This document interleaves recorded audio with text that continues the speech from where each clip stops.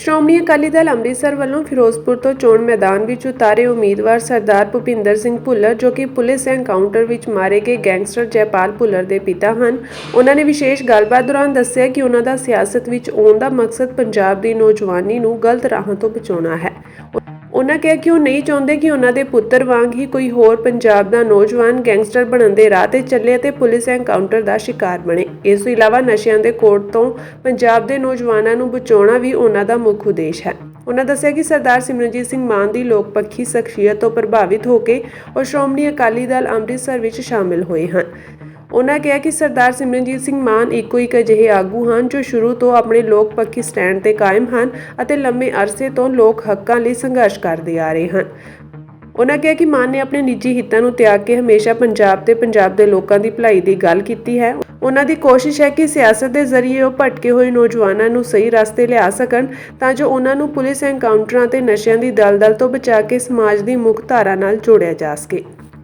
ਮੈਨੂੰ ਇਹ ਲੋੜ ਪਈ ਵੀ ਇਸ ਤੋਂ ਇਲਾਵਾ ਮੈਨੂੰ ਹੋਰ ਕੋਈ ਤਰੀਕਾ ਨਹੀਂ ਲੱਭਾ ਤੇ ਮੈਂ ਸੋਚਿਆ ਵੀ ਹੁਣ ਜਿਹੜੇ ਮੇਰੇ ਰਹਿੰਦੀ ਜ਼ਿੰਦਗੀ ਆ ਉਹ ਲੋਕਾਂ 'ਚ ਜਾ ਕੇ ਤੇ ਇਸ ਪ੍ਰੋਬਲਮ ਦਾ ਜਿੰਨਾ ਹੱਲ ਹੋ ਸਕੇ ਕੀਤਾ ਜਾਵੇ। ਸਾਡੇ ਨੌਜਵਾਨ ਬੱਚਿਆਂ ਨੂੰ ਐਨਕਾਊਂਟਰ ਦੇ ਨਾਂ ਤੇ ਨਸ਼ਿਆਂ ਦੇ ਟੀਕੇ ਲਾ ਕੇ ਰੋਜ਼ ਕਤਲ ਹੁੰਦੇ ਦੇਖਦੇ ਹਾਂ, ਜਿਹੜਾ ਕਿ ਪੰਜਾਬ ਲਈ ਤੇ ਦੇਸ਼ ਲਈ ਵੀ ਬਹੁਤ ਘਾਤਕ ਆ। ਇਸ ਕਰਕੇ ਮੈਂ ਚਾਹੁੰਦਾ ਵੀ ਕੋਈ ਵੀ ਬੱਚਾ ਇਸ ਰਾਹ ਤੇ ਨਾ ਚੱਲੇ ਤੇ ਇਹ ਗੈਂਗਸਟਰ ਸ਼ਬਦ ਜਿਹੜਾ ਇਹ ਕੋਈ ਚੰਗਾ ਸ਼ਬਦ ਜਾਂ ਕੋਈ ਚੰਗੀ ਗੱਲ ਨਹੀਂ ਆ ਵੀ ਉਹਨੂੰ ਵੇਖ ਕੇ ਤੇ ਬੱਚੇ ਉਧਰ ਹੁੰਦੇ ਆ।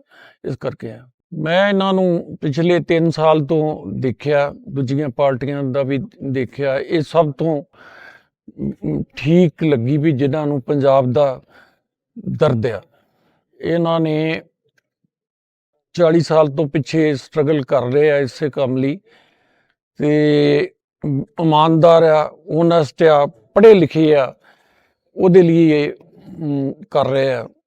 ਉਹਨਾਂ ਦੀ ਇਮਾਨਦਾਰੀ, ਉਹਨਾਂ ਦੀ ਸਪਸ਼ਟਤਾ, ਉਹਨਾਂ ਦਾ ਪੰਜਾਬ ਨਾਲ ਪਿਆਰ ਤੇ ਆਮ ਲੋਕਾਂ ਨਾਲ ਉਹਨਾਂ ਦਾ ਪਿਆਰ ਤੇ ਹਮਦਰਦੀ, ਜਿਹਦੇ ਲਈ ਉਹਨਾਂ ਨੇ ਪਿਛਲੇ 40 ਸਾਲ ਤੋਂ ਲਗਾਤਾਰ ਸਟਰਗਲ ਕੀਤਾ, ਮੈਂ ਉਹਨਾਂ ਤੋਂ ਬਹੁਤ ਪ੍ਰਭਾਵਿਤ ਹੋਇਆ।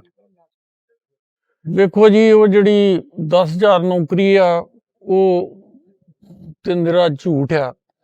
10,000 ਨੌਕਰੀ ਕਿੱਥੇ ਦਿੱਤੀ ਹੈ? ਜਿਹੜੀਆਂ ਕੁਛ ਸਰਵਿਸ ਨਿਕਲੀਆਂ ਵੀ ਨੇ ਉਹਨਾਂ ਦੇ ਵਿੱਚ ਵੀ ਬਾਹਰਲੀਆਂ ਸਟੇਟਾਂ ਨੂੰ ਤਰਜੀਹ ਦਿੱਤੀ ਗਈ ਆ।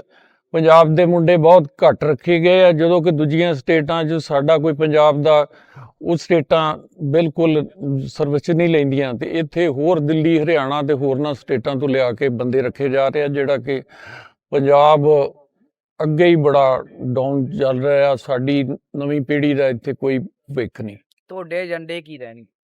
ਸਾਡੇ ਏਜੰਡੇ ਹੋਣਗੇ ਵੀ ਨਸ਼ੇ ਜਿਹੜੇ ਆ ਇਹ ਵਿਕਣ ਤੋਂ ਰੋਕੇ ਜਾਣਗੇ, ਜਿਹੜੇ ਕੁਛ ਆਦੀ ਬੰਦੇ ਆ ਉਹਨਾਂ ਦਾ ਇਲਾਜ ਕਰਾਇਆ ਜਾਏਗਾ ਤੇ ਜਿਹੜਾ ਆ ਗੈਂਗਸਟਰ ਦੇ ਨਾਂ ਤੇ ਕਤਲੋਗਾਰਦ ਹੋ ਰਹੀ ਹੈ ਇਹਨੂੰ ਬੰਦ ਕਰਾਇਆ ਜਾਏਗਾ।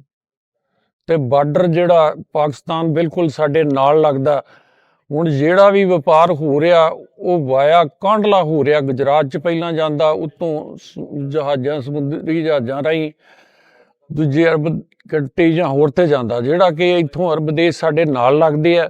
ਫਿਰੋਜ਼ਪੁਰ ਬਾਰਡਰ ਖੁੱਲ੍ਹਾ ਰਿਹਾ ਤੇ ਇਹ ਬਾਰਡਰ ਖੁੱਲ੍ਹਣਾ ਚਾਹੀਦਾ। ਸਿੱਧਾ ਜਿਹੜਾ ਪੰਜਾਬ ਦਾ ਵਪਾਰ ਆ ਉਹਨਾਂ ਦੇਸ਼ਾਂ ਨਾਲ ਹੋ ਸਕੇ। ਸਾਡਾ ਵਪਾਰੀ, ਸਾਡੀ ਨਵੀਂ ਜਨਰੇਸ਼ਨ, ਸਾਡੇ ਕਿਸਾਨ ਜਿਹੜੇ ਆ ਉਹ ਖੁਸ਼ਹਾਲ ਹੋ ਸਕਣ। ਮਾਨ ਸਾਹਿਬ ਦੀ ਇਹ ਸ਼ੁਰੂ ਤੋਂ ਇਹ ਮੰਗ ਰਹੀ ਆ ਵੀ ਇਹ ਬਾਰਡਰ ਖੋਲ੍ਹਿਆ ਜਾਏ, ਪਰ ਇਹ ਜਿਹੜੀ ਸਟੇਟ ਆ ਇਹ ਪੰਜਾਬ ਨਾਲ ਵਿਤਕਰਾ ਕਰਦੀ ਹੈ ਕਿਉਂਕਿ ਇੱਥੇ ਸਿੱਖ ਰਹਿੰਦੇ ਆ, ਇਸ ਕਰਕੇ।